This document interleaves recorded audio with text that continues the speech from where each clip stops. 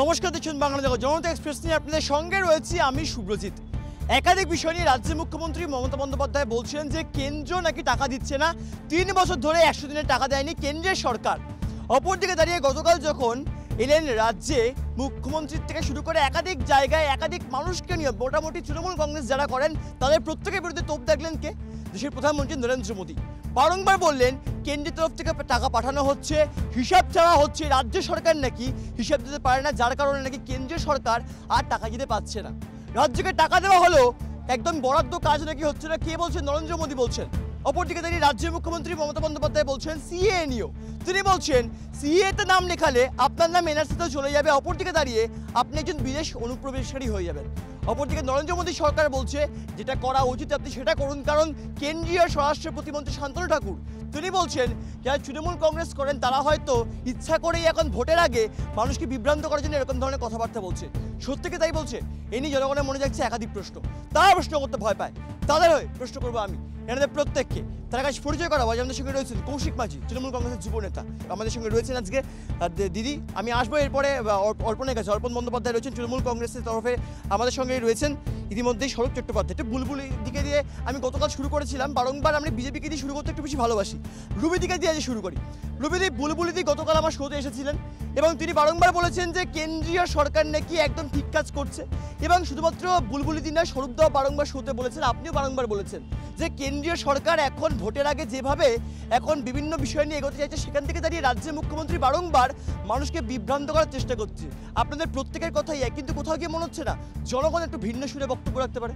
না, একদমই না। দেখুন, কেন্দ্রীয় প্রকল্পগুলো বারংবার কেন্দ্রীয় প্রকল্পের সমস্ত টাকা, আবাস যোজনা থেকে শুরু করে বিভিন্ন যা যা কেন্দ্রীয় প্রকল্পগুলো আছে প্রত্যেকটা টাকা রাজ্য সরকারের কাছে ঢুকেছে, কিন্তু সেই টাকা আমরা কি দেখেছি, রাজ্য সরকারের বিভিন্ন মন্ত্রীর বাড়ি থেকে, বিভিন্ন তাদের মন্ত্রীদের বান্ধবীদের বাড়ি থেকে বেরিয়েছে টাকাগুলো।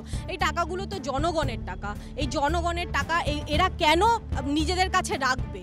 এটা তো রাখতে পারে না, এটা তো রাইট নেই। এটা কেন করছে? এ ধরনের অসভ্যতামি করলে তো এ ধরনের ভুগতে তো হবেই। এখন ভুগতে হচ্ছে। তৃণমূল সরকার এরকম দুর্নীতি করেছে, চুরি করেছে, তাই তাদেরকে জেলে যেতে হচ্ছে। যদি চুরি না করতো তাহলে জেলেও যেতে হতো না, এরকম অপদস্থ হতেও হতো না। আমরা কিন্তু অর্পণ, আজকে রাজ্যের মুখ্যমন্ত্রী বলছেন 3 বছর ধরে কেন্দ্রীয় সরকার টাকা আটকে রাখলো, অপরদিকে দাঁড়িয়ে বর্তমানে 50 দিনের কাছ থেকে শুরু করে 100 দিনের বকেয়া টাকা রাজ্য সরকার মিটিয়ে দিচ্ছে। কোথাও গিয়ে কি তাহলে মনে হচ্ছে না তাহলে রাজ্যের মুখ্যমন্ত্রী এতদিন ধরে এই ধরনের কথাবার্তা বলেননি কেন? তিনি এতদিন চাইলে তো অবশ্যই টাকাটা ফেরত দিতেই পারতেন।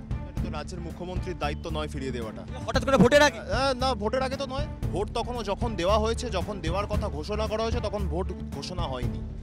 রাজ্যের মুখ্যমন্ত্রী, রাজ্য সরকার, রাজ্যের পঞ্চায়েত মন্ত্রী থেকে শুরু করে আমাদের সাংসদরা, তৃণমূলের প্রতিনিধি দল বহুবার 2021 সালের বিধানসভা নির্বাচন পরবর্তী সময়ে তারা বহুবার কেন্দ্রীয় সরকারের কাছে গিয়েছেন, প্রধানমন্ত্রীর কাছে গিয়েছেন, কেন্দ্রীয় পঞ্চায়েত ও গ্রামোন্নয়ন দপ্তরে গিয়েছেন, সুরাহা হয়নি।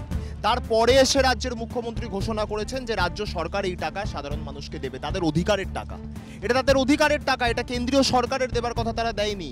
আর রুবিদি যেটা বললো যে যদি চুরি না করতো তাহলে জেলে যেতে হতো না, একটু কারেক্ট করে দিই, চুরি না করতো নয়, যদি তৃণমূলের যে নেতারা আজকে গ্রেপ্তার হয়েছেন তারা যদি বিজেপিতে যোগদান করতো তাহলে তাদের জেলে যেতে হতো না, ওটা উনি উচ্চ করে গেলেন।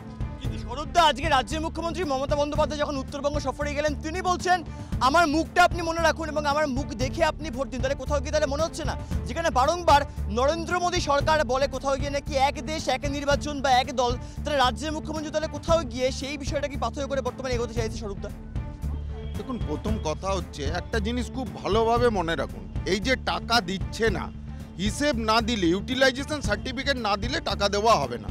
আগের দিন আমি পরশু দিনই আপনার সাথে বলেছিলাম 10,86,000 প্রধানমন্ত্রী আবাস যোজনার বাড়ির টাকার হিসেব পাওয়া যাচ্ছে না। এই যে টাকাটা 76,000 বাথরুমের টাকা, এটা ছেড়ে দিন না, স্বচ্ছ যোজনা 76 লাখ এরা শৌচালয়ের টাকা চুরি করে। এই যে দলটা ধরুন তিরপল থেকে শুরু করে সব চুরি করে, আর এখন মিথ্যাচার করছে। সিএ নিয়ে যেটা নাগরিকত্ব দেওয়ার আইন, সেই আইনটাকে বলছে কিনা নাগরিকত্ব কেড়ে নেওয়ার আইন। একবার বলছে কারুর অ্যাপ্লাই করা দরকার নেই, তারপরে শান্তনু ঠাকুরের বিবৃতির পরিপ্রেক্ষিতে বলছে না আমাদের কেন দেবে না। আরে বাবা, তোমরা বলছে অ্যাপ্লাই করবে না, তোমাদের নাগরিকত্ব দরকার নেই, তাহলে তোমাদের দেওয়ারও দরকার নেই। আর তোমাদের চুরি করার দরকার, চুরি করাটাও বন্ধ করে দেওয়া হবে। কিন্তু কৌশিক দা বারংবার কিন্তু রাজ্যের মুখ্যমন্ত্রী মমতা বন্দ্যোপাধ্যায় এও বলছেন, আজকে বাংলার অনেক মানুষ যারা দাঁড়িয়ে আছেন বা টেলিভিশনের পর্দায় যারা লাইভ দেখছেন প্রোগ্রামটা, তারা হয়তো ভাবছেন যারা হয়তো কন্যাশ্রী পায় বা যারা হয়তো রূপশ্রী পায়, যুবশ্রী, বিভিন্ন সবুজ সাথী থেকে শুরু করে লক্ষ্মীর ভান্ডার, যদি আপনি এনআরসি বা সিএতে নাম লেখান তাহলে নাকি আপনি রাজ্য সরকারের এই ধরনের প্রকল্পগুলো আপনি পাবেন না। সত্যি কি হতে পারে এটা? প্রথমেই তোমাকে বলি যে যাদের আমরা ভোট নিয়ে রাজ্যের বা দেশের নেতানেত্রীরা নির্বাচিত, ধরে নিন এই শান্তনু ঠাকুর দেশের মন্ত্রী, এখন সিএতে সে যদি ফর্ম ফিল আপ করে তাহলে প্রমাণিত হয় যে শান্তনু ঠাকুর আমাদের দেশের নাগরিকই নয়, তাহলে সেই লোকটা কি করে ভোটে দাঁড়ায়, সেই লোকটা কি করে দেশের মন্ত্রী হয়? আমার কাছে যদি এখন সিএ ফর্ম ফিল আপ করে নাগরিকত্বের প্রমাণ দিতে হয় তাহলে তো আমি নাগরিকই নয়। সেরকম একটা লোককে দেশের প্রধানমন্ত্রী রাখলো কি করলে এই দেশের প্রধানমন্ত্রী, অপদার্থ প্রধানমন্ত্রী নরেন্দ্র মোদী। আর এই নরেন্দ্র মোদী ভারতবর্ষের প্রধানমন্ত্রী থাকাকালীন অবস্থায় পশ্চিমবঙ্গে উনি তখন আসেন যখন পশ্চিমবঙ্গে ভোট থাকে। তুমি দেখেছো 2021 সালে, তার আগে 2019 সালে যখন লোকসভার ভোট ছিল 2019 সালে, উনি তখন ডেলি প্যাসেঞ্জারি করতেন। 21 সালে বিধানসভার ভোট ছিল, ডেলি প্যাসেঞ্জারি করতেন। আর 2024 সাল এখন আবার ডেলি প্যাসেঞ্জারি শুরু করেছেন আর মানুষকে মিথ্যে প্রতিশ্রুতি দিচ্ছেন। বছরে 2 কোটি চাকরি দিতে পারেননি, লোকের ঘরে 15 লক্ষ টাকা অ্যাকাউন্ট দিতে পারেননি, উল্টে গরিব মানুষের 100 দিনের খেটে খাওয়া মানুষের টাকাগুলোকে আটকে রেখে মানুষকে বিপর্যস্ত করার চেষ্টা করেছিল মমতা ব্যানার্জি। মুক্ত করেছে তাদের 100 দিনের কাজের টাকা। কৌশিক দা, না এটা মাথায় রাখতে হবে 2021 বিধানসভা নির্বাচনের আগে পুরসুরা থেকেই রাজ্যের মুখ্যমন্ত্রী ভাঙা পায়ে বলেছিলেন যে যদি সরকারে আমি আসি তাহলে তার ডবল চাকরি দেবো। তাহলে সেই কথাটা কি তারা রাজ্যের মুখ্যমন্ত্রী রেখেছেন? একদমই না। ডবল চাকরি কি কেউ পেয়েছে? কেউ ডবল চাকরি পায়নি। আজকে যারা চাকরি প্রার্থীরা, যারা যোগ্য, তারা আজকেও গাছতলায় বসে আছে। কাদের জন্য বসে আছে? আর এই যে কৌশিকদা বললো না সিএ নিয়ে, প্রথম কথা সিএ নিয়ে এরা ভুলভাল বোঝাচ্ছে। সিএ কিন্তু নাগরিকত্ব দেওয়ার একটি আইন। আর সিএ এরা ভ্যাকসিন নিয়েও এরকম ভাবে মিথ্যে প্রচার করেছিল। আপনাদের মন্ত্রী তাহলে কি দেখলাম বিভিন্ন হসপিটালে কেন্দ্র থেকে পাঠানো এই ভ্যাকসিনগুলো বিভিন্ন দামে বিক্রি হয়েছে। বলছি শান্তনু ঠাকুর তাহলে ওদের কথা অনুযায়ী দেশের নাগরিক নয়, একটা নাগরিক। সিএ এরা দেখবেন ক্যাম্প বসিয়ে এরা করবে আর 50 টাকা করে সাধারণ মানুষ সে ভোটে এখানেও চুরি করবে। আমি আসবো। জনগণের মনে একাধিক প্রশ্ন যাচ্ছে, আমি একটু স্বরূপদের কাছে আসবো। অর্পণ, তুমি বারংবার কোথাও গিয়ে বলছিলে, একাধিক শোতে তুমি আমার বলেছো যে কোথাও গিয়ে নাকি ভুল ব্যাখ্যা করা হচ্ছে এই সিএর অপর দিকে দাঁড়িয়ে নাকি সত্যিকারে যেটা রাজ্যের মুখ্যমন্ত্রী বলছেন যে আপনি বিদেশি অনুপ্রবেশকারী হতে পারেন এই আইন মারফত, তবে সেটা কি হবে কি হবে না সেটা সময়ের অপেক্ষা। তবে 24 লোকসভা নির্বাচন স্বরূপদা বারংবার আমরা দেখতে পাচ্ছি যেখানে নিশীথ প্রামাণিক, যিনি একজন কেন্দ্রীয় প্রতিমন্ত্রী, তাকেও কিন্তু কটাক্ষ করছেন রাজ্যের মুখ্যমন্ত্রী তৃণমূল কংগ্রেস সুপ্রিমো। তিনি বলছেন আমাদের দলের আপদ আজকে, কোট আনকোট তিনি বলছেন আমাদের দলের আপদ আজকে বিজেপিতে যোগদান করেছে। কোথাও গিয়ে তিনি হয়তো ইনডিরেক্টলি ইশারা করছেন শুভেন্দু অধিকারী, যার নাম বর্তমানে সিবিআই এফআইআর রয়েছে, তা সত্ত্বেও ইডি সিবিআই কেন গ্রেফতার করছে না, বারংবার তিনি একাধিক জায়গায় বলেছেন। কি মনে হচ্ছে নিশীথ প্রামাণিককে কটাক্ষ করা কোথাও গিয়ে এই ধরনের মন্তব্য কি সেখানকে যারা বিজেপি করে তাদের মনে কোনো রকম প্রভাব ফেলতে পারে? কোনো প্রভাব ফেলবে না। প্রথম কথা হচ্ছে এই যে মিথ্যা মন্ত্রী যাই বলুক, কদিন আগে ওনার কপাল ফাটলো, এখন কপালের দাগ ভ্যানিশ হয়ে গেছে। কোন ডিটারজেন্ট লাগিয়েছে জানি না। মানস ভুঁইয়া খুনের আসামি, কোন ওয়াশিং মেশিনে গেল এখন খুনের আসামি নন। অর্জুন সিং যখন এতগুলো কেস চলছিল, তৃণমূলে যখন গেল উইথড্র, এখন আবার করে তার বাড়ির সামনে সিসিটিভি বসাচ্ছে। এই যে মুখ্যমন্ত্রী যাই বলুক, মুখ্যমন্ত্রী না মূর্খমন্ত্রী যাই বলুক, কিন্তু এই যে সিএ, প্রথম কথা হচ্ছে সিএ আমরা বারবার বলছি নাগরিকত্ব দেওয়ার আইন, আর আপনি বলছেন নাগরিকের কথা। আমি সিএ এটা পড়ে দেখাতে পারি, আমি এটার পুরো ব্যাখ্যাটা সিএ এর কলম থেকে। CA aims to grant citizenship migrant from Afghan, Bangladesh, Pakistan who has certain religious committee। এবারে সিএতে যদি 100 জনের লাভ হয় তাহলে 95 জন বাংলাভাষীর লাভ হবে, তার মধ্যে 85 জন নমশূদ্র। আর উনি বলছেন নাগরিকত্ব, উনি জানেন পাসপোর্ট আইন, উনি জানেন। কিন্তু আপনি একটু আগে লাইভ টেলিভিশনের পর্দায় বললেন যে তিনি মুখ্যমন্ত্রী নন, তিনি মূর্খমন্ত্রী। আপনি বললেন শরীর চট্টোপাধ্যায় বলছেন, অপরদিকে দাঁড়িয়ে রাজ্যের মুখ্যমন্ত্রী মমতা বন্দ্যোপাধ্যায় কি বললেন যে যিনি রাজ্যে আসছেন, বারংবার কোথাকে কৌশিকদা একটু আগে বলছিলেন ভোট হলে নাকি তিনি আসেন, দেশের প্রধানমন্ত্রী নরেন্দ্র মোদী। এই নরেন্দ্র মোদী প্রধানমন্ত্রী নন, তিনি নাকি প্রচার মন্ত্রী। সত্যি কি তাই? না আমি তার আগে দুটো কথা বলি। এখানে অত্যন্ত এত মানুষ এখানে দাঁড়িয়ে আছে, তাদেরকে বিভ্রান্ত করা হচ্ছে। কেন বলা হচ্ছে যে সিএ হলে মানুষের নাগরিকত্ব চলে যাবে, তার দুটো কারণ। এক হচ্ছে সিএতে যখন আপনি অ্যাপ্লাই করছেন, ওই আইনে লেখা আছে, কোনো মিথ্যে কথা বলছি না, আইন নিয়ে দেখিয়ে দিতে পারি, আইনে লেখা আছে সিএতে যখন আপনি অ্যাপ্লাই করছেন আপনাকে এটা ডিক্লেয়ার করতে হচ্ছে আপনি বাংলাদেশের নাগরিক, নাম্বার 1। নাম্বার 2, আমাদের কথা নয়, তৃণমূলের কথা নয়, স্বরাষ্ট্রমন্ত্রী অমিত শাহ তিনি যখন সিএ বি প্রথম ইমপ্লিমেন্ট হয় তিনি বলেছিলেন ক্রোনোলজি সমঝিয়ে, পহলে সিএ বি আয়েগা উসকে বাদ এনআরসি আয়েগা, অর্থাৎ প্রথমে সিএ লাগু হবে তারপর এনআরসি করে মানুষকে তাড়ানো হবে। আমাকে যদি অ্যালাউ করেন তাহলে আমি অমিত শাহের বক্তব্যটা শোনাতে পারি, নাম্বার 1। নাম্বার 2 হচ্ছে রুবিদি বলছিলেন যে চাকরি প্রার্থীরা ধর্ণা দিচ্ছে, আমি এখানে অভিজিৎ গাঙ্গুলি ওনাদের তমলুকের প্রার্থী, তার বক্তব্য শোনাতে পারি যদি আপনি অ্যালাউ করেন। কি বলছেন? এখানে অভিজিৎ গাঙ্গুলি বলছেন যে চাকরি প্রার্থীদের ধর্ণা নিয়ে তার ব্যক্তিগত বিশ্লেষণ যে এরা কেউ যোগ্য নয়, এরা সবাই অযোগ্য, এবং ওনার এমনটাও মনে হয় যে এই চাকরি প্রার্থী যারা ধর্ণা দিচ্ছে তাদের মধ্যে কিছু তৃণমূল কংগ্রেসেরও কর্মী থাকতে পারে যারা এই হুজুগে চাকরি পেয়ে যেতে চায়। অভিজিৎ গাঙ্গুলি কি বলেছে প্রথম কথা ওনাকে দেখাতে বলুন, ঠিক আছে? এবং দাঁড়ান উনি কবে বলেছে কি বলেছে জানি না। যারা চাকরি প্রার্থী আছে তারা এমনি বসে নেই আজকে, তাহলে এগেইনস্টে কেস করা হতো, তাহলে কোর্টে যায়নি কেন? তাহলে কোর্টে যায়নি কেন এতদিন ধরে? যদি আপনি বলছেন আমি আসবো, এক মিনিট দিদি, 1 মিনিট বাংলার মানুষকে 1 মিনিট দিদি, 1 মিনিট দিদি, 1 মিনিট আমি আসবো। আরে দিদি 1 মিনিট দিদি, 1 মিনিট আমি আগে আমি বলবো আমি আসছি। রাজ্যের মুখ্যমন্ত্রী বলছে আপনারা বারংবার কোর্টের কথা বলছেন, এইদিকে নরেন্দ্র মোদী সরকার বা বিজেপির তরফ থেকে আপনারা যখন বারংবার শোতে আসেন আপনারা বলেন যে রাজ্য সরকার যেন শ্বেতপত্র প্রকাশ করে যে কোথায় কত টাকা বিনিয়োগ করা হয়েছে এই কেন্দ্রীয় বঞ্চনার জন্য, যেই কারণে রাজ্যের মুখ্যমন্ত্রী থেকে শুরু করে অভিষেক বন্দ্যোপাধ্যায় বারংবার দিল্লির বুকে চলে গেলেন। অপরদিকে এই রাজ্যের মুখ্যমন্ত্রী মমতা বন্দ্যোপাধ্যায় কোচবিহার থেকে দাঁড়িয়ে বলছেন বা উত্তরবঙ্গ সফরে গিয়ে তিনি বলছেন যে আমরা শ্বেতপত্র প্রকাশ করার আগেই বিজেপি শ্বেতপত্র প্রকাশ করুক যে কবে তারা টাকা দিয়েছে। কি মনে হচ্ছে একদিকে বিজেপির এই বক্তব্য, তৃণমূল কংগ্রেসের এই বক্তব্য, কোথাও গিয়ে এই যে যারা বঞ্চিত হলো বাঙালিরা তারা তাহলে বর্তমানে কি ভাববে?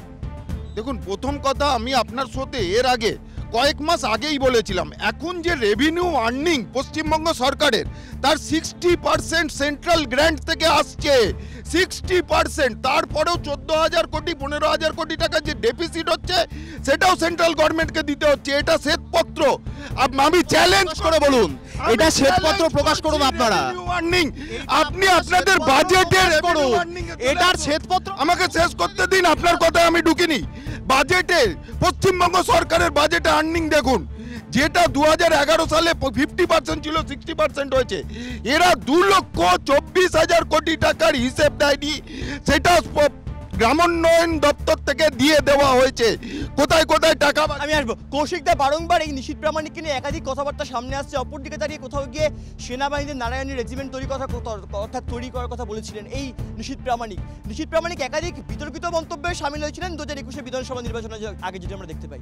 কিন্তু কোথাও গিয়ে মনে হচ্ছে না উত্তরবঙ্গের যে ভোট বাক্স বা কোথাও গিয়ে বাংলার যে ভোট বাক্স, সেখানে 21 বিধানসভা নির্বাচনে যেভাবে তৃণমূল কংগ্রেস জয় পেয়েছিল সেখান থেকে দাঁড়িয়ে সেই ঘটনায় কি ঘটবে, নাকি কোথাও গিয়ে বিজেপির আধিক্য বাড়তে পারে? কারণ এবার বিভিন্ন জায়গায় কিন্তু হাড্ডাহাড্ডি লড়াই হচ্ছে। কি মনে হচ্ছে? একদমই। নিশীথ প্রামাণিক যদি তৃণমূল ছেড়ে বিজেপিতে না যেত, নিশীথ প্রামাণিক জেলে থাকতো, এই বিজেপি ওকে জেলে পুরতো। ওর জেলে যাওয়ার ভয়ে বিজেপিতে চলে গেছে। তৃণমূল থেকে যে সমস্ত নেতারা দুর্নীতি করেছে, তৃণমূল যাদের তাড়িয়ে দিয়েছে তাদেরকে বিজেপি লুপে নিয়ে ক্যান্ডিডেট করেছে। নিশীথ প্রামাণিক সেরকম একজন উদাহরণের ক্যান্ডিডেট।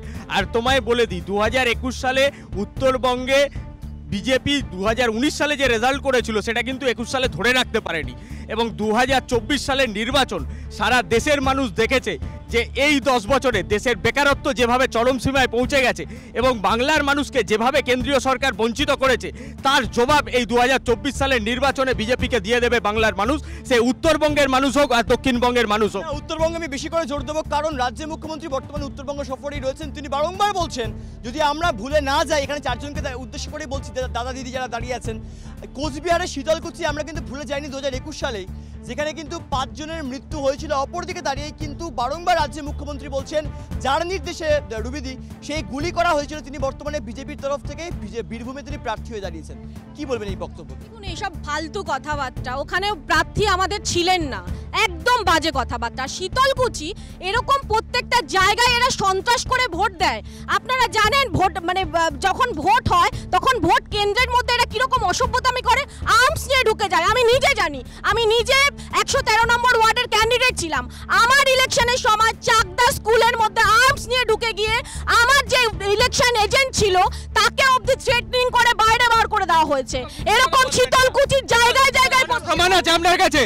আপনার কাছে প্রমাণ আছে? 100 বার আমরা নিউজে দেখেছি।